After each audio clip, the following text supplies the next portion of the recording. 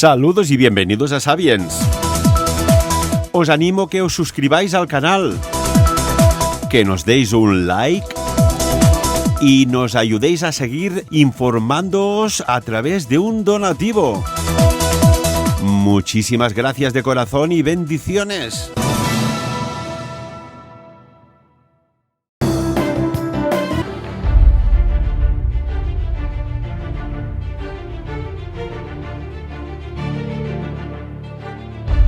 Salutacions, saludos, benvinguts, bienvenidos al Sapiens. Les habla su amigo Ferran Prat.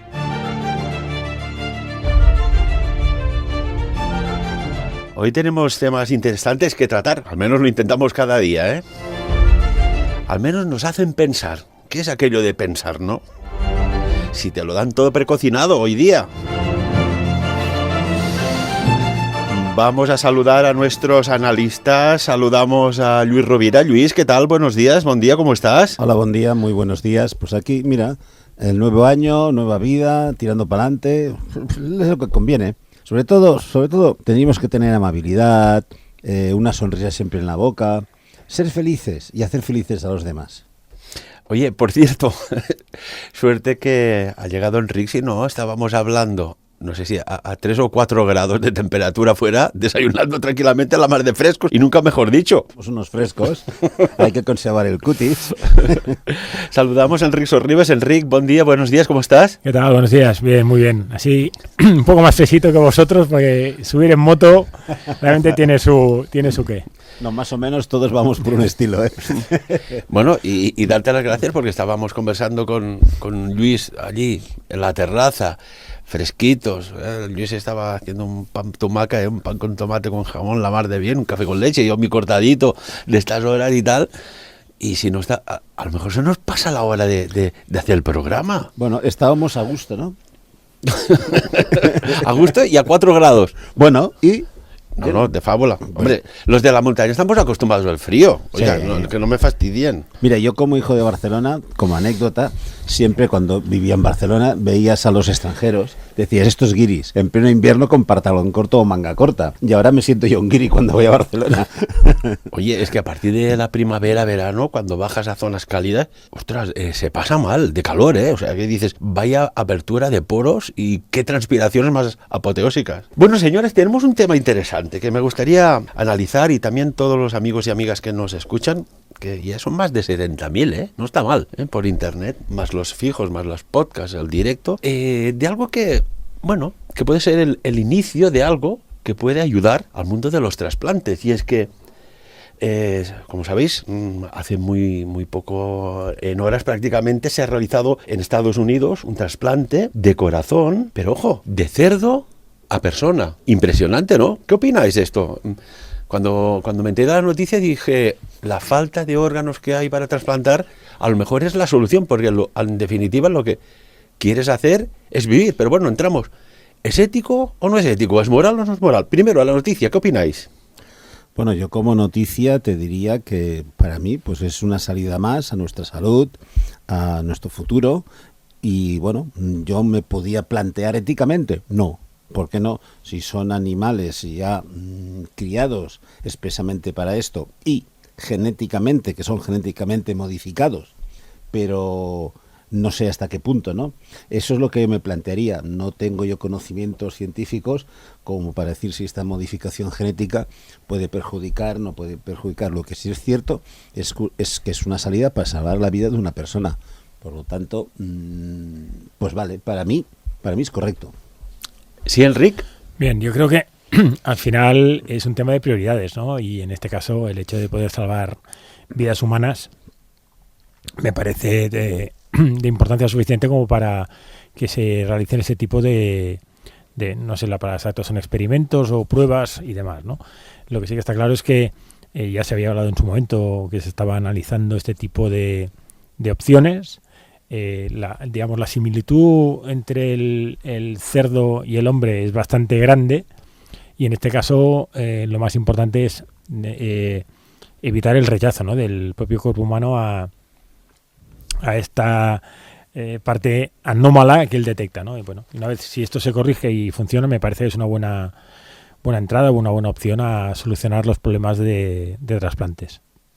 Lo que es curioso es la similitud del cerdo a nivel de órganos con el ser humano. Es que parece como, no sé, si la naturaleza haya hecho que haya algo que se parezca a nivel orgánico, a nivel de pulmones, riñones, corazón, al ser humano, y siendo un animal, ¿no? Un cerdo, pobre. Bueno, pobre no, él es lo que es, como cada uno. Sí, yo un poco en plan de broma, realmente, aunque hago otros idiomas, pero los que sí domino son el castellano y el catalán. Entonces, en catalán tengo una expresión, digo, es que aquest està fet un porc.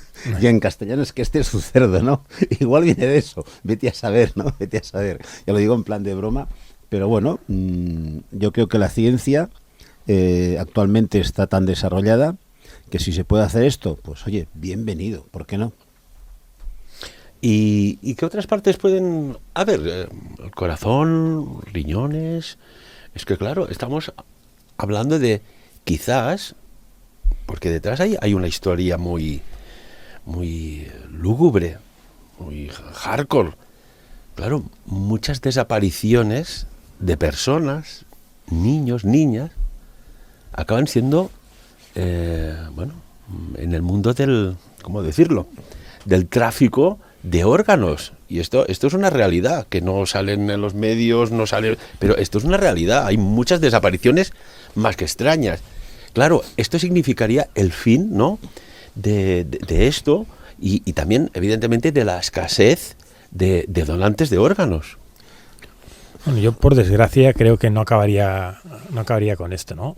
Posiblemente el tráfico de órganos como tal, creo que se circunscribe a un nivel determinado o a un poder determinado, que posiblemente entre la opción de utilizar órganos humanos o utilizar órganos de otros animales, pues posiblemente continuarían optando por el órgano humano, con lo cual el mercado continuaría funcionando igual. Yo creo que lo que sí que se reduciría sería las colas de espera que hay en la mayoría de casos, ¿no? Que ahí sí que pues podríamos hablar, no sé, pues de hígado quizá, o no, riñón y en este caso lo que se ha visto es el corazón, ¿no? Pero por desgracia creo que el tráfico de órganos humano continuaría funcionando. Hombre, yo siguiendo mi línea y un poco de broma, debe ser el aire cuando tomamos el café, el frío que hacía, ¿no? Pero, Luis, perdona, aún sigues tapado como afuera. ¿Eres inmune a los cambios de temperatura? Bueno, sí, ¿por qué no? ¿Por qué no? Es así. Hombre, yo pienso que me gusta bañarme en la playa a cualquier día del año. Por lo tanto, esto más o menos, yo creo que es una cuestión mental, también. Pero volviendo a lo que decíamos, y un poquito en broma también, es aquello que hay una comida muy famosa que son los peus de ministra, ¿no?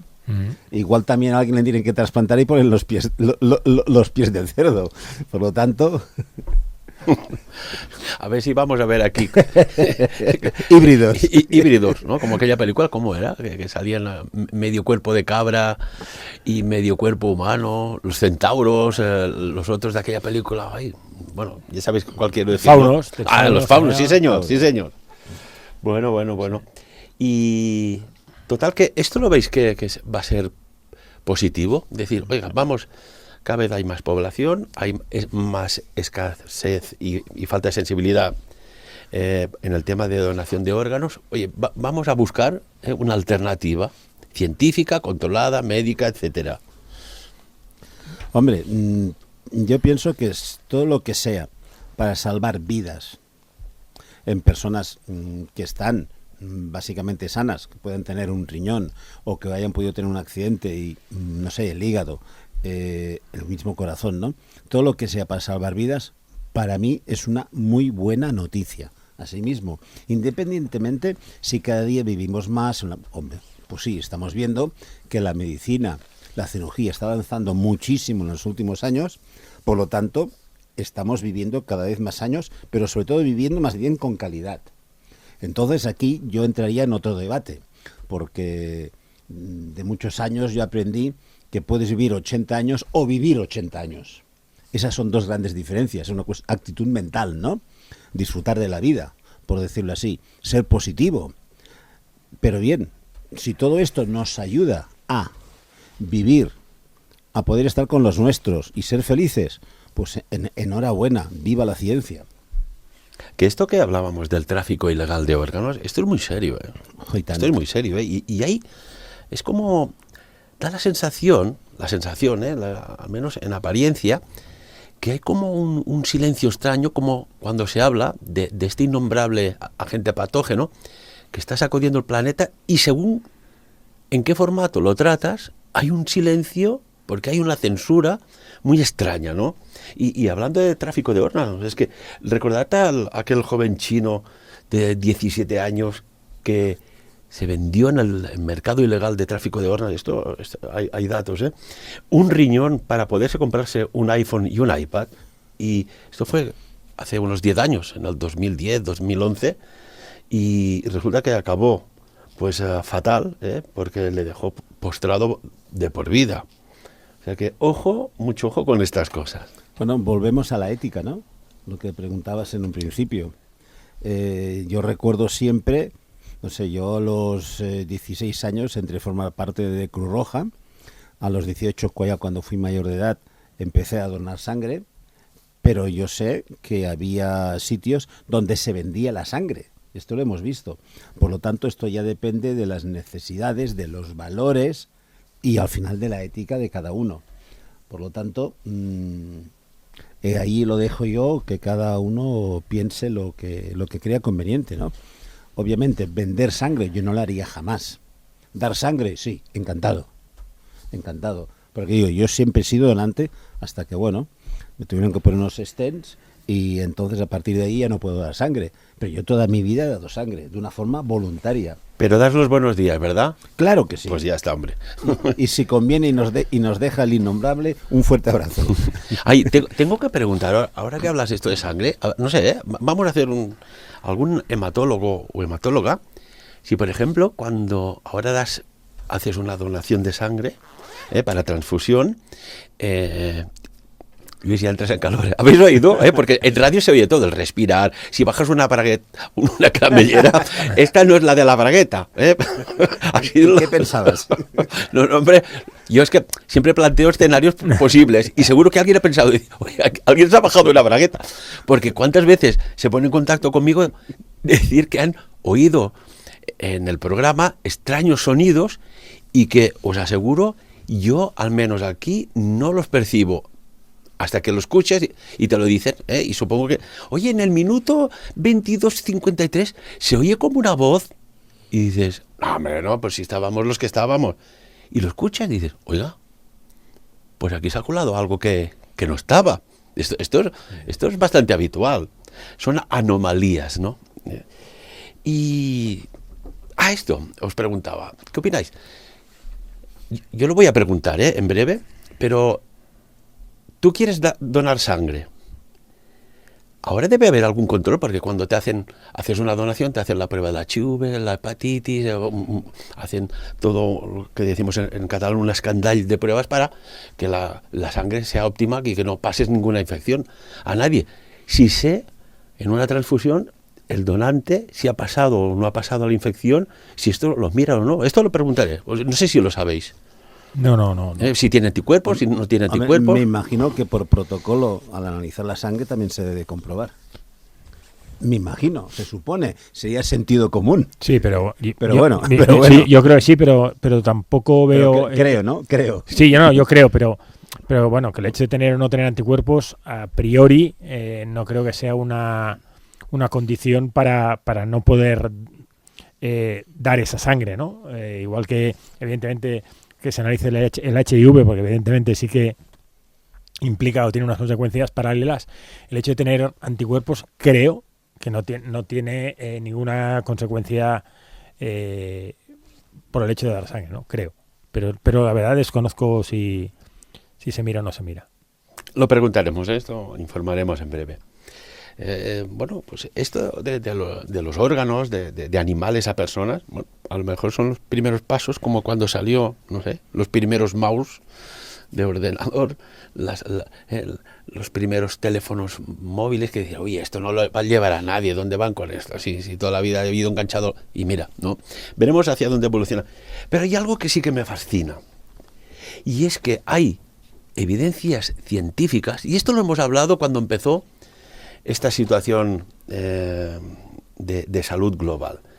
¿Por qué hay personas que ni expuestos, ni no expuestos, ni de casual, ni provocado, se infectan ante este patógeno, este virus, ¿no? Y, curiosamente, parece ser que hay como una resistencia a la infección y, ojo, a todas sus mutaciones. ¿Y qué se está haciendo?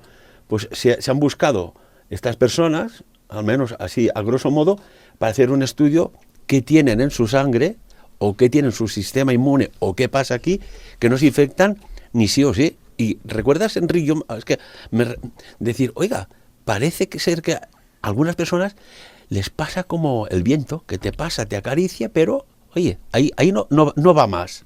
Sí, eso lo hablamos ya hace un tiempo. Hace un año y medio, sí, cuando empezó. Correcto, en el que se dan, bueno, yo creo que la coincidencia de determinadas situaciones que hace que seas más o menos propenso a tener la enfermedad, ¿no? Posiblemente el hecho de que de pequeño pues tuvieras alguna enfermedad o te medicaras de algo, luego la vida que puedas llevar, el grupo sanguíneo y, no sé, pues igual ahora te estás medicando, pues no lo sé, ¿no? Para el colesterol o para yo qué sé, ¿no? Bueno, pues pasado una gripe, exacto, te estás tomando un paracetamol, por ejemplo. Correcto. Y entonces la suma de estos factores hace que la propensión a contagiarte sea casi cero, y en cambio hay gente pues que la duplica o la triplica, ¿no? Porque lo que es sorprendente, gente que ya se ha, digamos, infectado 2 veces y creo que hasta 3, y en cambio gente pues que no, y habiendo estado en el mismo grupo de contacto que los demás, con las mismas reuniones y en el mismo entorno, ¿no? Bueno, yo creo que aquí es donde se hubiera tenido que aplicar un esfuerzo importante en toda aquella gente de por qué sí o por qué no, ¿no? Yo me acuerdo que en la investigación sobre el HIV, uno de los factores que se analizó fue por qué gente era inmune. Y bueno, y en base a eso pues se desarrollaron retrovirales y se desarrolló medicación para precisamente protegerse ante ese virus, ¿no? Pues yo creo que el camino de la protección ante el COVID debería ir en esa misma línea, no solo en la fase de vacunación y demás, sino también qué hace que alguien sea más o menos propenso a contagiarse. Esto es una realidad, ¿no? Ahora se ha empezado a hacer estudios, se han recogido unas cuantas personas, un estudio científico con todos sus protocolos y rigores de por qué nos infectan. Pero es que esto se podía haber empezado al principio, como por ejemplo cuando dijo el doctor Cabrera en sus inicios, oiga, no se están haciendo autopsias a los fallecidos, no sabemos qué debilidades tiene este patógeno. O sea, siguen en el aire tantos interrogantes como por ejemplo decir, oiga, ¿cómo puede ser que hay una inmunidad generalizada? Y esto sigue avanzando. Fijaos las cifras. Miramos en el canal, que yo lo miro mucho, el 324, que salen las cifras de las regiones más cercanas. Oye, te ponen los pelos de punta porque dices, oiga, aquí pasa algo extraño. Bueno, yo creo que, a ver, al final, si nos ceñimos a lo que es la historia de cualquier pandemia, en general, y hablo en el mundo animal, normalmente en 24 meses la pandemia tiene tendencia a desaparecer, ¿no? Porque el propio sistema se autorregula, es decir, más o menos se contagian todos, los más débiles mueren y al final los que han sobrevivido pues tienen anticuerpos y entonces lo que hacen es que ese virus generalmente desaparece, o al menos el sistema lo regula. Démonos cuenta que en lo que está pasando en esta pandemia es que como se han producido escenarios mucho más restrictivos en cuanto a confinamientos y demás, lo que no se ha permitido es el desarrollo natural de lo que sería el propio virus. Y entonces lo que se están generando son mutaciones del mismo virus que lo que hacen es pues reinfectar y va recorriendo el circuito, ¿no? Que en este caso pues sería lo que está también pasando con la gripe. Con la diferencia de que el cuerpo humano, pues ya nos hemos habituado a la gripe, que en el siglo XX, ¿no? Al principio del XVIII, la famosa gripe española, también se iba con mascarilla hasta que al final se evolucionó. Y ahora pues yo creo que estamos viviendo un proceso más o menos paralelo a lo que se vivió en esa época, ¿no? Y ahora sí lo que vemos es que la variante Omicron lo que es muy, muy, muy, muy contagiosa. Aparentemente, si estás vacunado o tienes algún proceso de defensa, es mucho más suave. Y si se llegara al límite de lo que es la propia variante Omicron y se cumplen los pronósticos que estaban diciendo de que creo que en 2 semanas el 50% de los europeos estaría inmunizado o contagiado o inmunizado, eso significa que por proceso natural en 4 semanas o 6 semanas la Omicron estaría muerta, ¿no? Por el propio proceso natural. Bueno, eso suele pasar en los virus, y lo que aquí sí ya se hablaba en inicio cuando apareció en marzo del 2020, lo que se hablaba es que lo importante es que no mutara. Bueno, pues parece que con Omicron, si la velocidad de contagio es la que es, se podría llegar a la propia némesis del mismo virus, ¿no? El mismo se autodestruye por su propia capacidad de contagio. Esperemos, oye, yo me acojo a tus palabras, porque si decimos en 4, 5, 6 semanas esta némesis se produce, sería la solución, ojalá. Bueno, lo importante es que no mute, es decir, si realmente el contagio es tal como se está produciendo, que es casi 1 a 1 o 1 a 2, claro, si en 2 semanas es el 50%, en 4 prácticamente ha tenido que caer las 3/4 partes. Automáticamente ya tienes una inmunidad grupal muy, muy, muy importante.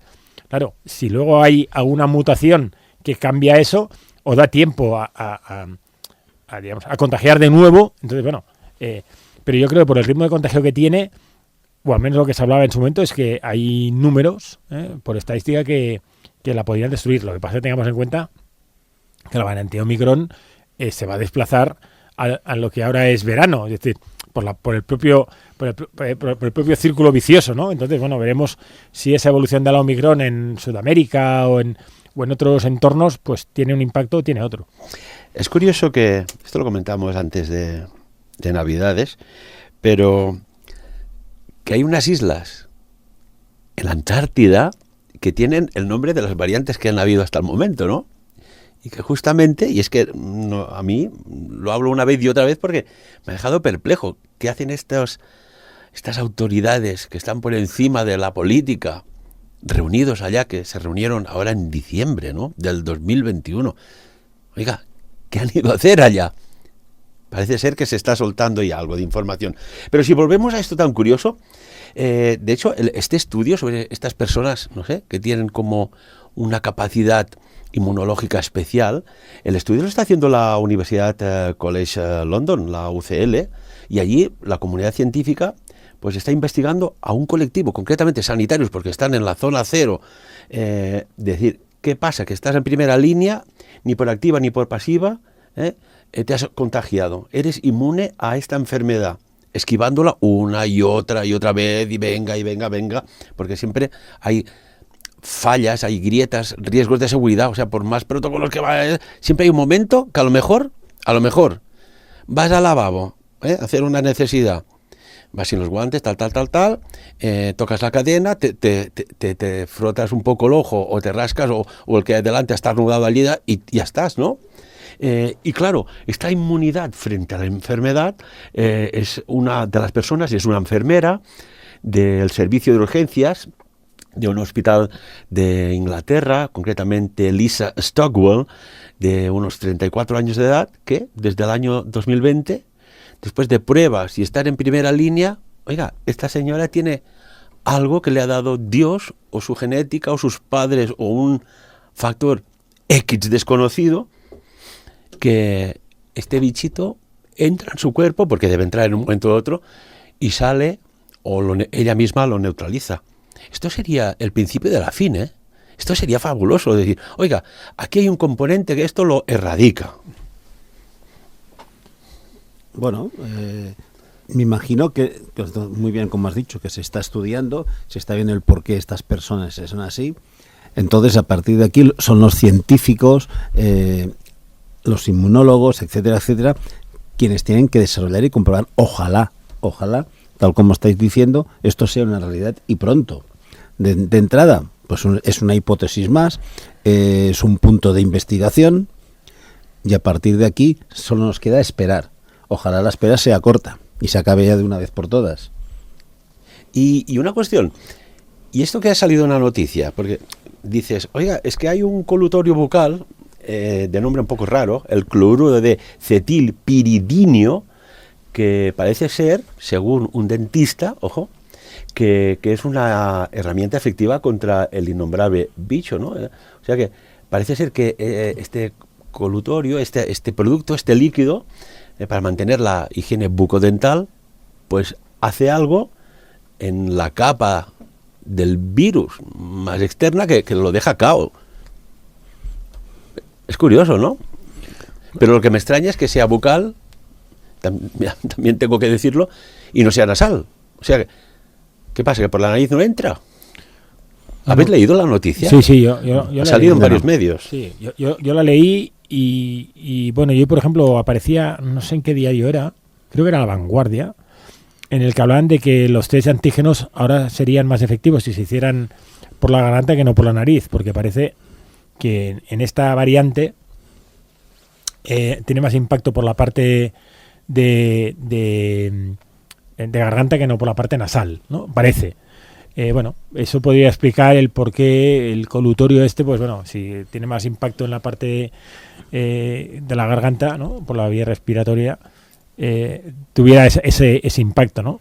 Lo que sí que está claro es que parece que tenga una cierta lógica si realmente el funcionamiento del virus es tal como nos lo cuentan, ¿no? Que tiene esa capa externa que se engancha y demás. Bueno, pues si realmente el colutorio destruye esa capa externa, ¿no? Que es la que sirve de enganche, de ancla, pues podría tener su lógica, pero evidentemente el que entra por la nariz, pues bueno, no sé si luego por el circuito propio en algún momento lo puede destruir, ¿no? No lo sé.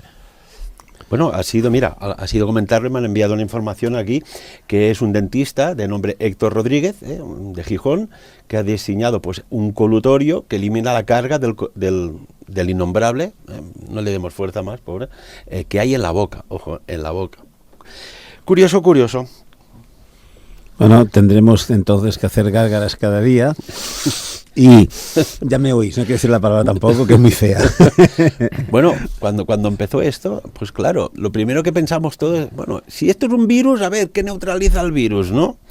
¿Y qué hay, no? Y bueno, ¿cuánta gente a día de hoy pues está tomando un diente de ajo cada día?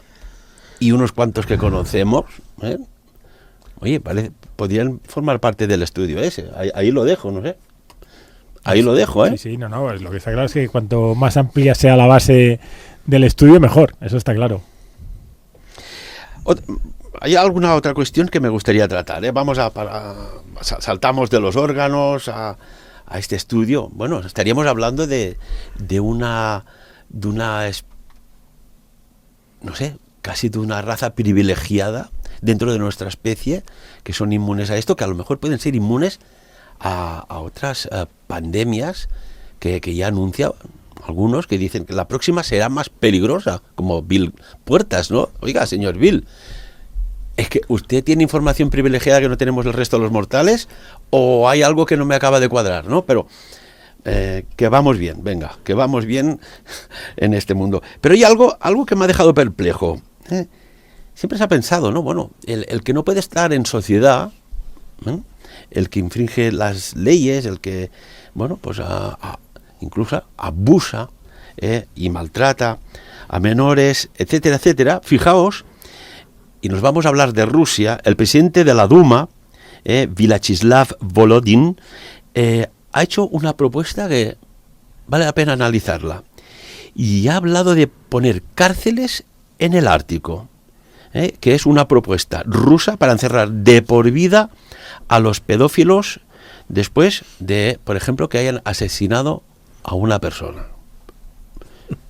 Esto me recuerda un poco a Australia, ¿no? Que se confinaban allá los delincuentes de la época, ¿Qué opináis de esto? De esta propuesta rusa. Bueno, a ver, yo solo por el analogismo, ¿no?, que has hecho con Australia. El problema de Australia es que allí enviaban a todo el mundo. Exacto. Y luego el problema es, independientemente del tipo de delito hubiera sido, porque igual podía haber sido robar una gallina como haber matado a alguien, ¿no? O llevar la contraria al Sí, rey o a la correcto, reina. Correcto. Y luego, Sí. Y allí te llevaban y luego, una vez habías acabado la condena, tenías que espabilar para volver, por eso la gente no se lo podía permitir y se quedaban a vivir en Australia, ¿no?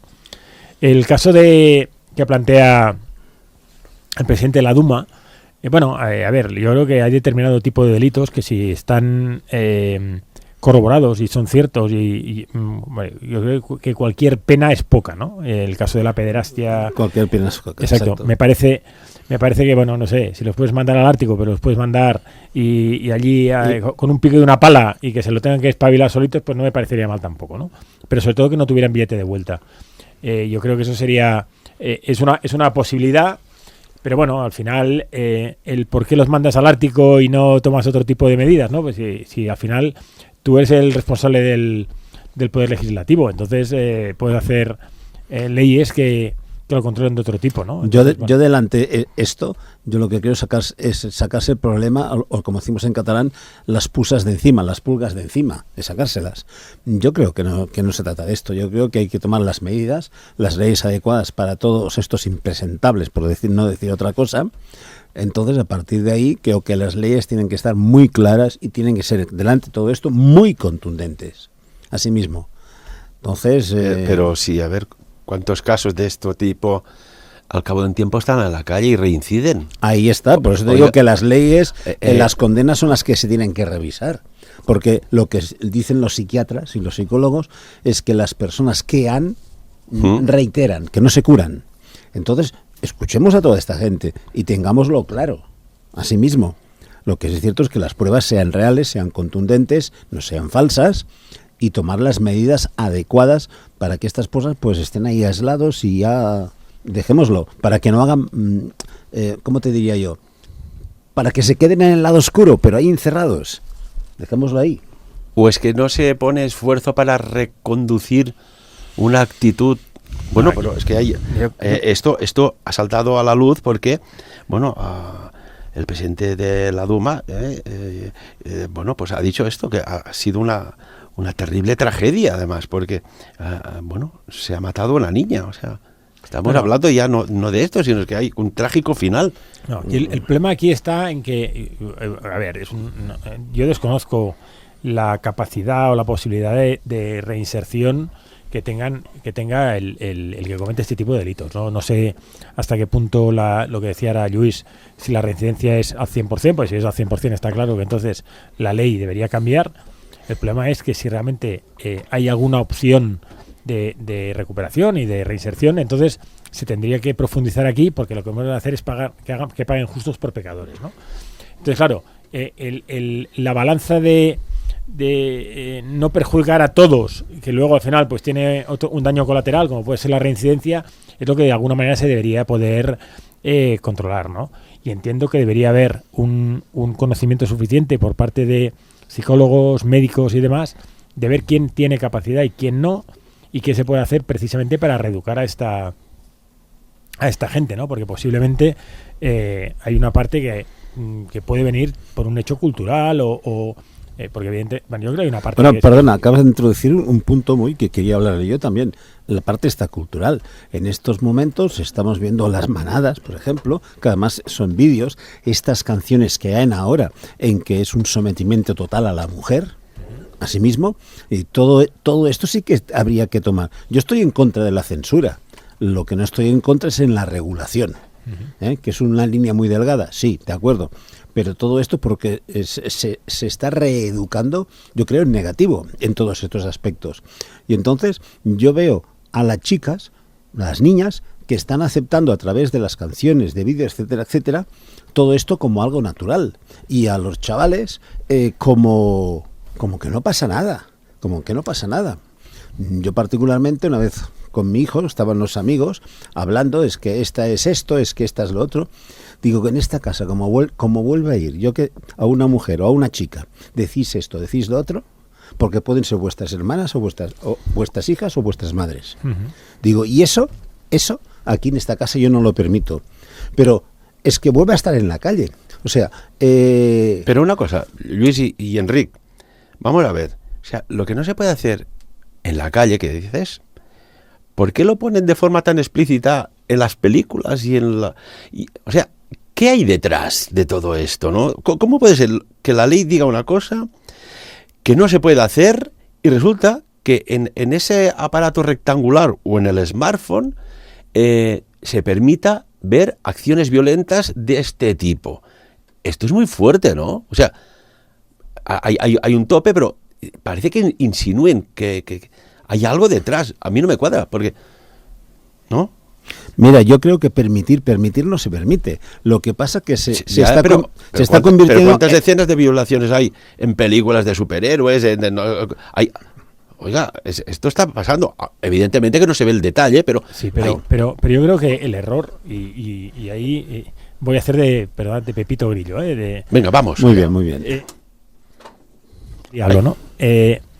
Yo creo que al final los telediarios, las películas, los libros, me da igual, tiene que exponer la realidad. Si a mí que aparezca en una película no me preocupa. A mí me preocupa es la interpretación que hace la gente de lo que ve en una película.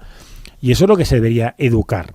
Yo creo que, no sé si desde los 3, los 5, los 7, los 9 años, no tengo ni puñetera idea porque no soy pedagogo, pero tú tienes que enseñar, educar que el cuerpo humano, la sexualidad,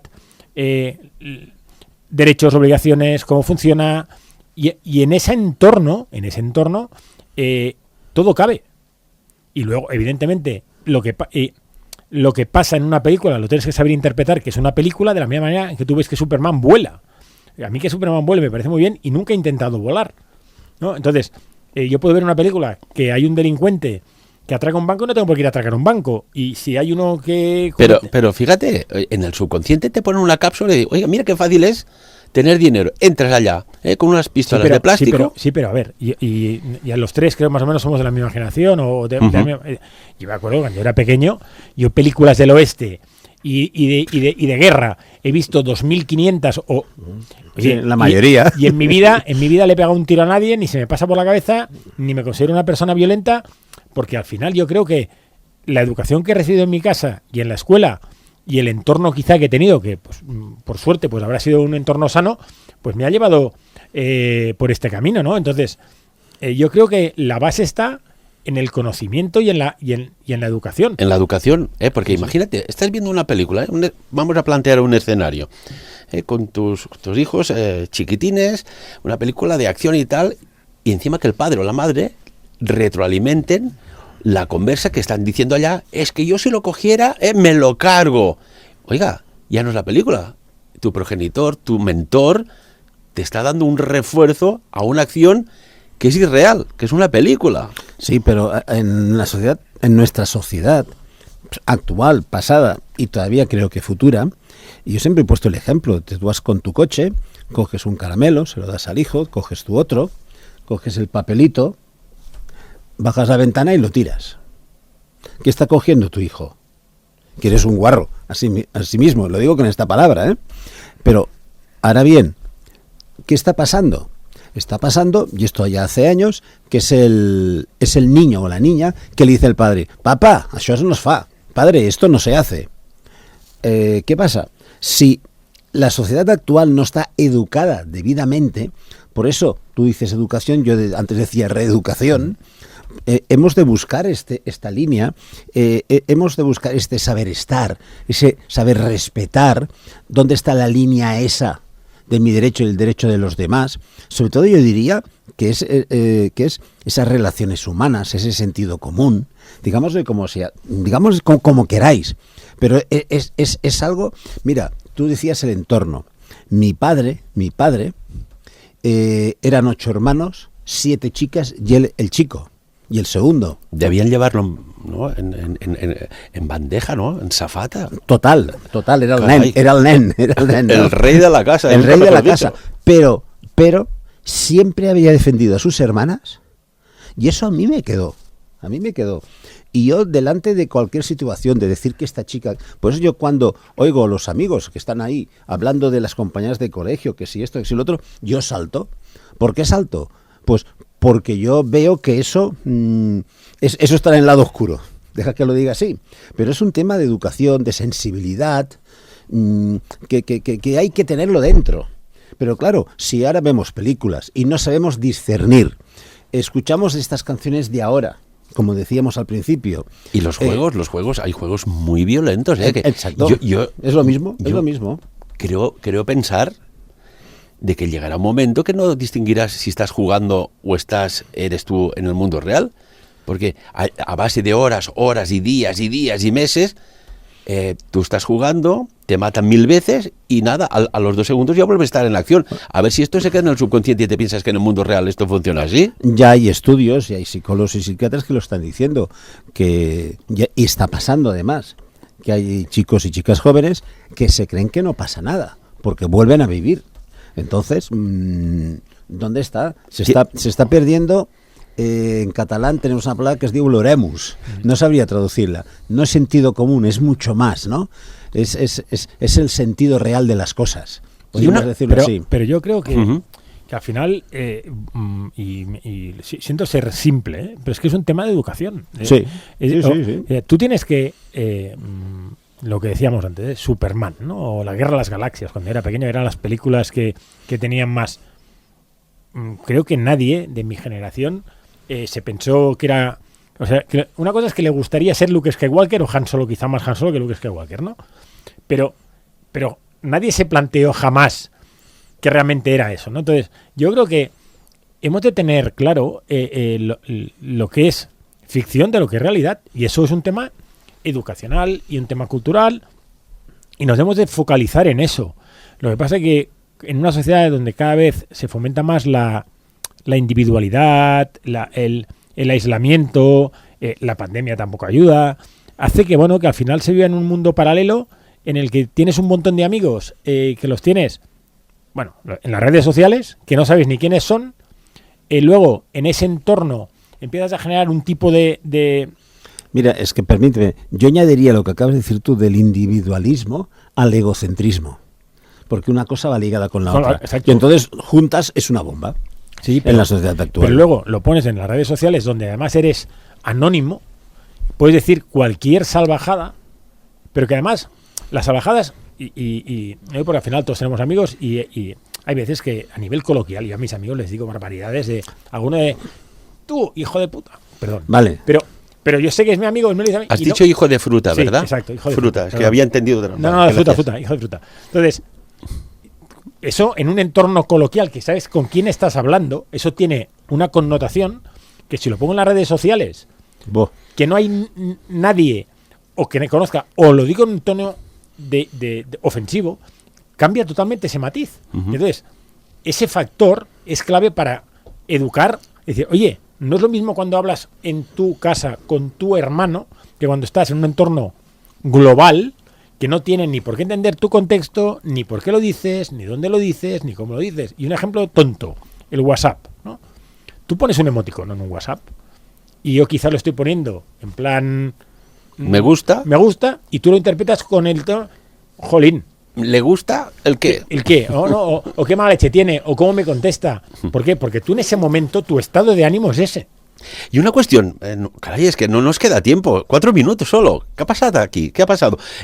Luis, Enrique, una cosa. Esto que hablamos de que ya hay un mundo virtual, que ya no, allí nunca pasa nada, aquí los multimillonarios del mundo tecnológico están invirtiendo y están creando, no están creando, están ya creados, pero los están desarrollando, a ver cómo evoluciona el metaverso. Un mundo sin leyes, sin límites, sin fronteras, que tú te creas del personaje que te creas y a ver qué pasa. A ver qué pasa. Un dato. Cuando antes hablábamos de Australia, que dices, a ver, va bien saber la historia para no cometer errores del pasado en el presente, pero allí se deportaron 165.000 convictos, Ojo la cifra, Y esto empezó sobre el siglo XVIII y el último traslado de convictos a Australia, la Australia Occidental concretamente, era en 1868. Tampoco hace tanto esto, ¿eh? Y allí habían lugares bueno, que aún hay, ¿eh? En algunos sitios, de dar auténticas palizas, ¿no? Los temibles verdugos.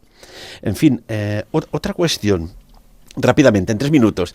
Starlink, Elon Musk, este proyecto de Internet, tecnología avanzada, pero hay algo que me gustaría que comentaras, porque resulta que las cámaras que tienen Starlink, estos satélites, han captado anomalías de objetos voladores que no están relacionados, o al menos el que he visto yo no se parece en nada a un cohete ni a una base espacial ni nada. Y que rápido cortaron la filmación. Puede ser que de forma casual o causal, no, casual, al azar, que captes algo que dices, esto está aquí en el espacio y no es de construcción humana. ¿Os imagináis? Bueno, esto ha pasado, está pasando. No, mira, pueden haber objetos volantes no identificados, digámoslo así, ¿no? Que pueden ser de otra potencia mundial que no sea la tuya. Puede ser que sea de otros planetas que no sea el nuestro. ¿Por qué no? Es que está ahí, ¿no? Lo que sucede, como hay, ¿cómo diría yo? Esa cultura política, esa cultura supremacista de protegernos, entonces todo esto que puede cundir, que puede crear pánico según ellos, todo esto nos protegen eliminándolo para que no sepamos la verdad de lo que hay. Pero sobre todo ellos desde su punto de vista para protegernos y para que no cunda el pánico.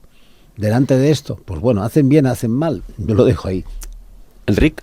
Bueno, no sé si habéis visto la película No mires arriba, que ahora es un fenómeno de Netflix. Sí. Yo creo que es viral y todo, ¿eh? Exacto, yo creo que es el ejemplo claro, ¿no?, de la sociedad en la que vivimos. Es decir, pasa cualquier situación y entonces, bueno, entre que pasa el filtro del que lo tienes que decir y cómo lo tienes que decir, que yo lo analizo, que voy a tomar una medida, pero entonces resulta que una parte del mundo se pone en contra de la otra parte. Y luego tienes el que se lo cree y el que no se lo cree, al final el asteroide, ¿no?, te revienta y te quedas más ancho que alto, ¿no? Y tal como decía una frase, no sé quién lo decía, ¿no?, que el tonto, ¿no?, cuando el sabio enfoca el universo, el tonto mira el dedo, ¿no? Bueno, pues yo creo que la película esta es el ejemplo claro de la realidad que vivimos, ¿no? Entonces, bueno, cuando hay algún fenómeno atípico, anómalo, que no tenemos explicación, lo más fácil es ocultarlo, porque así evitamos, ¿no?, que luego se genere cualquier controversia. Es una pena, pero por desgracia estamos en el mundo muy censurado en este aspecto.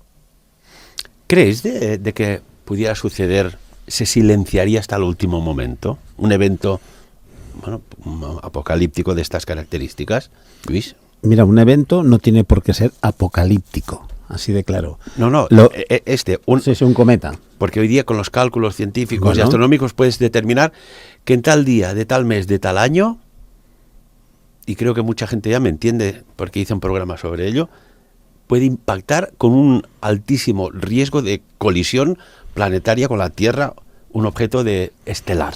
Bueno, lo que hay que las grandes potencias, los que tienen medios, obviamente, porque aquí no se salva nadie, lo que sí que hay que hacer es ser reactivo, ese proactivo y tomar medidas para mirar de solucionarlo, ¿no? Y yo creo que esto todo el mundo tiene el derecho de saberlo. Creo yo. Que lo hagan o no lo hagan. ¿Podría haber censura? Como hay en otros campos que dice, oye, esto no se parece, no puedes hablar de estos temas porque, oye, esto es muy sensible. ¿Podría haber censura de decir, oiga, aquí dentro de 2 años... sí, pero pongamos en un escenario, pongamos en situación, ¿no? Ahora que nos dijeran, oye, el día, me lo invento, el 12 de marzo del año que viene, desaparece el mundo. Planteemos todos qué pasaría durante este año y un mes, ¿no? Esos 13 meses que habría. El caos. Sería el caos. Entonces, pero el caos implicaría que no llegaríamos al 12 de marzo, porque antes del 12 de marzo ya se hubiera acabado todo. Porque el funcionamiento del ser humano es ese. Entonces, ¿cómo regulas el acceso a la información sin generar un caos o sin generar realmente una anticipación de lo que podría pasar si se tomaran las decisiones correctas y en la justa medida, ¿no? Esa es la parte que es muy difícil de gestionar, ¿no? Porque bueno, sí, yo te doy toda la información, pero yo como ejemplo, oye, yo sí sé el día que me voy a morir y lo subiera con la certeza absoluta, oye, y encima es a corto plazo. oye, ni trabajo, ni hago nada, y monto unos cristos. ¿Por qué? Porque al final, oye, el mes que me queda o los 7 días que me quedan, oye, los voy a vivir a fondo, ¿no? Como la canción Viva la vida de Coldplay, ¿no? Exacto. Sí, no, lo que sí yo diría es que, y da que pensar, todos estos proyectos que hay en estos momentos para ir al espacio a nivel de grandes corporaciones mundiales. Entonces, ¿el por qué? ¿Qué es lo que buscan? ¿Están buscando nuevos materiales? Sí. ¿Están buscando nueva vida? ¿Por qué ¿Están tanta buscando prisa? un sitio para huir? ¿Por qué tanta prisa? No lo sabemos, nos podemos plantear cualquier cosa. Como no la sé, pues yo sigo con mi vida, sigo feliz y veremos a ver qué es lo que podemos hacer. Lo que sea, ya lo veremos. Pero claro, esto es mi visión particular. Y tanto que sí. Señores, tenemos que irnos, nos ha volado, pero como un asteroide, pero en dirección contraria al tiempo. Luis Rivera, como siempre, amigo, un placer de tenerte aquí en estas tertulias tan gratas. Gracias. Y Enrique Sorribes también, un placer. Mira, antes de entrar en el estudio, he dicho, vamos a hablar de economía, y al final, ¿ves? No hemos hablado de economía, ¿eh? Porque también se pero mueven bueno, cosas. En efecto, todo lo que hemos hablado hoy afecta a la economía, ¿eh? Y mucho. Bueno, al final todo afecta a la economía. Caray. O la economía nos afecta en todo, ¿no? No sé exactamente. Sí. El huevo o la gallina. Hasta si gana el Barça o el Madrid afecta a la economía. Es que además tenía en la cabeza preguntarte, Enrique, lo hemos hablado alguna vez y hace años, cuando hubo la crisis de los tulipanes en Holanda, y Luis, si con la moneda digital puede pasar lo mismo. Pero mira, ya no nos ha dado tiempo. Lo dejamos para otro día. Y amigos y amigas, como siempre, de lo dicho aquí, por encima de todo, que cada uno saque sus propias conclusiones. Sapiens. Dirigit i presentat per Ferran Prat.